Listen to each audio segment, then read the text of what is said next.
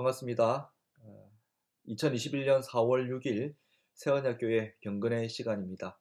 오늘 함께 묵상할 말씀은 누가복음 24장 36절에서 마지막 53절 말씀입니다. 제가 먼저 본문 말씀을 읽어 드리겠습니다.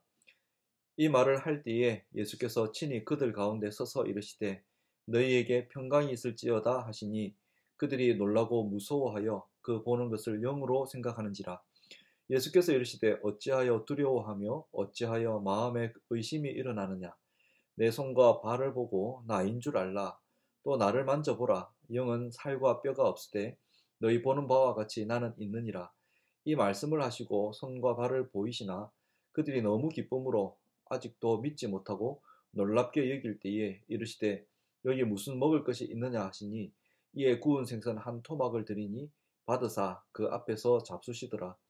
또 이르시되 내가 너희와 함께 있을 때에 너희에게 말한 바 곧 모세의 율법과 선지자의 글과 시편에 나를 가리켜 기록된 모든 것이 이루어져야 하리라 한 말이 이것이라 하시고 이에 그들의 마음을 열어 성경을 깨닫게 하시고 또 이르시되 이같이 그리스도가 고난을 받고 제3일에 죽은 자 가운데서 살아날 것과 또 그의 이름으로 죄 사함을 받게 하는 회개가 예루살렘에서 시작하여 모든 족속에게 전파될 것이 기록되었으니 너희는 이 모든 일의 증인이라.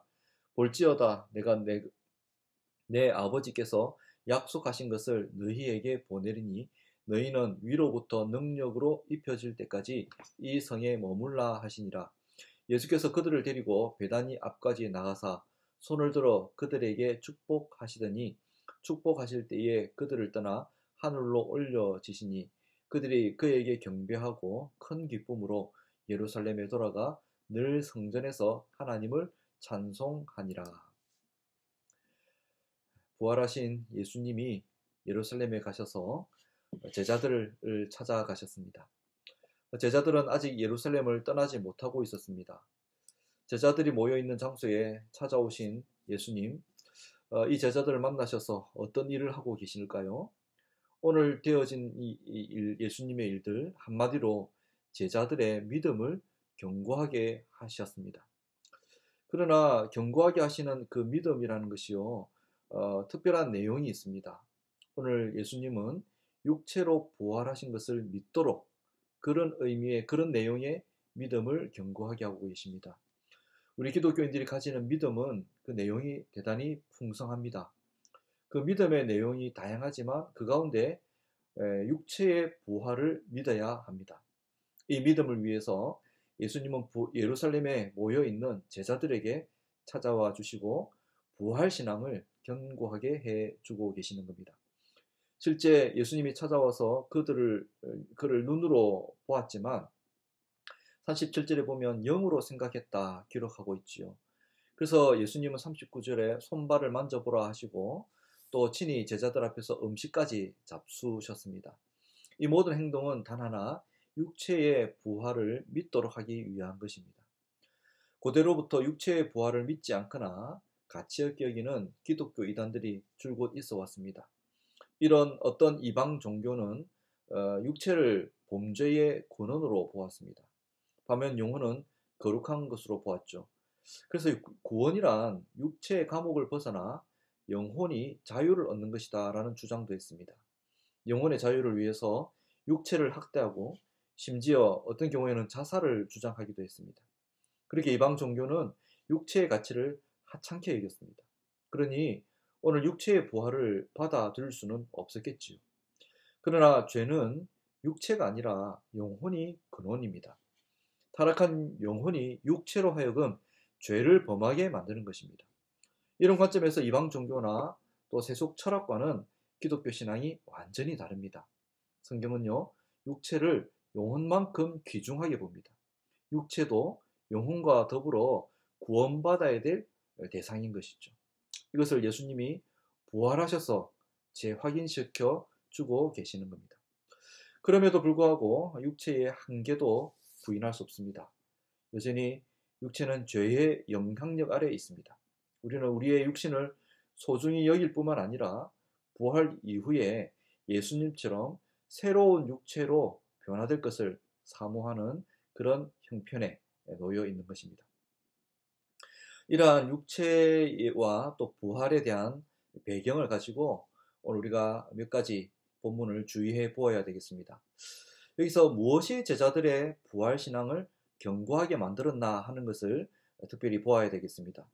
물론 예수님이 직접 나타나셨으니 이보다 더 확실한 방법이 있겠습니까? 그런데 오늘 이 예수님의 나타나심과 더불어서 예수님이 이 부활 신앙을 견고하게 하기 위해서 특별하게 하신 일이 있습니다. 그것은 바로 성경을 제자들에게 가르쳐 주신 것입니다.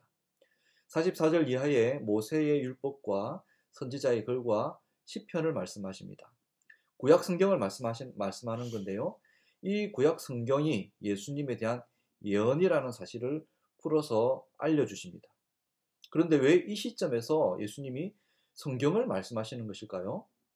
부활신앙은 기록된 성경을 통해서 견고하여지기 때문입니다. 바로 이 사실을 오늘 우리가 보아야 됩니다. 이미 부활을 목격한 많은 증인들의 증언이 있었습니다. 그러나 그런 증인들을 통해서 지금 제자들의 믿음이 온전해지지 않았습니다. 심지어 처음에 예수님을 눈으로 보고서도 믿지 못하고 있는 그런 제자들 아니었습니까? 이렇게 증언과 직접적인 목격에도 불구하고 부활신앙은 여전히 긴가민가한 수준이었습니다. 근데 이제 예수님께서 성경을 풀어 가르쳐주고 계십니다. 성경의 모든 내용을 부활하신 예수님 중심으로 다시 해석해 주십니다. 그러니 그들이 온전한 믿음에 이르게 되었습니다. 부활신앙이 견고하여진 것이죠. 오늘 누가가 바로 이 점을 강조하고 있는 겁니다. 그러므로 우리가 부활신앙이라는 것을 가져야 될 뿐만 아니라 견고한 부활신앙은 다름 아니라 성경을 예수님 중심으로 읽고 예수님 중심으로 믿어야 하는 겁니다. 우리가 예수님 중심으로 성경을 읽고 믿을 때에 흔들리지 않는 부활신앙, 견고한 부활신앙을 가지게 되는 것입니다. 이제 본문으로부터 세 번째 묵상해 볼 것은 이렇게 육체의 부활을 믿을 때에는 어떤 유익이 있느냐 하는 것입니다. 여러 가지 유익이 있지요. 부활신앙은 우리의 구원과 직결된 것입니다. 이와 더불어서 좀 더 실제적이고 또 현재적인 유익이 있습니다. 그래서 오늘 제자들의 이 형편을 보면서 확인할 수 있습니다. 우선 이 부활신앙을 가진 제자들은요, 두려움을 극복하고 평안 가운데 거하게 되었습니다. 예수님이 제자들을 만나셔서 첫 인사가 무엇이었습니까? 46절에 너희에게 평강이 있을지어다 라고 하셨습니다. 사실 이전에도 예수님은 제자들에게 이 인사를 하셨을 것입니다. 근데 지금 이 인사는 정말 상황에 맞는 인사입니다. 지금 제자들에게 평안이 없습니다. 두려움에 가득해 있습니다. 예수님이 십자가에 죽으심으로 그들을 나름대로의 메시아 운동이 실패했습니다. 돌아보니 3년의 그 세월이 허무해졌습니다. 급기야 유대인 권력자들이 제자들을 색출해서 박해할 수도 있는 그런 지점입니다. 이런 두려움 가운데 평안을 잃어버린 가운데 예수님께서 제자들에게 평안을 주십니다. 그 평안은 바로 부활을 통해서, 부활신앙을 통해서 주어지고 있습니다. 성도 여러분, 부활신앙은 이렇게 신자들에게 평안을 줍니다. 세상이 가져다 준 여러 가지 두려움이 있습니다. 여러 가지 무서운 가운데 떨고 있는 성도들이 있습니다. 그러나 그들도 부활을 믿는 믿음 안에서 평안에 이르게 됩니다. 이것이 오늘 우리에게 동일한 은혜로 주어지기를 바랍니다. 이와 함께 부활을 믿을 때에 분명한 사명을 깨닫는 유익이 있습니다. 부활은 제자들의 삶의 태도와 목적을 완전히 바꾸어 놓고 있습니다. 48절에 예수님은 너희는 이 모든 일의 증인이라. 볼지어다 내가 내 아버지께서 약속하신 것을 너희에게 보내리니 라고 약속하시죠. 예수님의 이 말씀은 우선 제자들에게 사명을 부여하는 말씀입니다. 제자들은 앞으로 부활을 증언하는 증인의 사명을 감당해야 하는 것이죠. 이 사명은 그런데 그저 부담과 책임만으로 주어지는 것이 아니라는 것을 보아야 됩니다. 사명하면 짐을 지는 것으로만 생각하는데 그러나 이 부활의 증인이 되는 사명은요, 전혀 그렇지 않습니다. 오늘 이 제자들의 모습을 보십시오. 52절에 큰 기쁨으로 예루살렘에 돌아가 늘 성전에서 하나님을 찬송하는 제자들을 기록하고 있습니다. 제자들은요, 큰 기쁨 가운데 이 증인의 사명을 감당하고 있는 겁니다. 여러분, 이 제자들의 모습 얼마나 바뀌었습니까? 사람들의 눈을 피해 살 길을 찾던 제자들이 아닙니까? 그런데 기뻐하며 성전에서 사람들 앞에서 찬송하는 사람들이 되었습니다. 증인의 사명을 기쁨으로 감당하고 있습니다. 이렇게 부활신앙은 사명을 새롭게 해주고 제자의 그 삶의 태도를 바꾸어 버리는 것이죠. 사랑하는 여러분, 사실 매주일 주일은 어떤 날입니까? 주일은 다름 아니라 부활을 기념하는 날입니다. 단지 부활주일 하루만이 부활을 기념하는 날은 아닙니다. 예수님이 부활하신 이후에 안식일이 바뀌었습니다.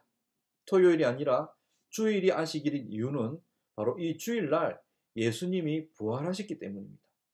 그러므로 우리는 매주일 1년 52주 부활을 기억하고 부활신앙을 재확인하고 주일마다 우리는 부활신앙을 경고하게 하는 것입니다. 여러분, 이를 통해서 한 주간 세상에서 겪은 두려움을 이기고 평안을 회복합니다. 부활의 주일을 우리는 평안을 회복하는 겁니다. 주일을 지나는 동안 사명을 깨닫고 기쁨으로 다시 세상으로 나아갈 수 있게 됩니다. 그래서 세상에서 예배적인 삶을 살아가고 증인의 삶을 살아갈 수 있게 되는 겁니다. 이것이 누가복음을 통해서 오늘 우리에게 주어지는 제자도입니다. 이 제자도 부활 신앙을 중심으로 사명을 감당하는 제자도를 기억하십시오. 이렇게 견고한 부활 신앙으로 사명을 감당하시는 성도 여러분 되시기를 주의 이름으로 축복합니다.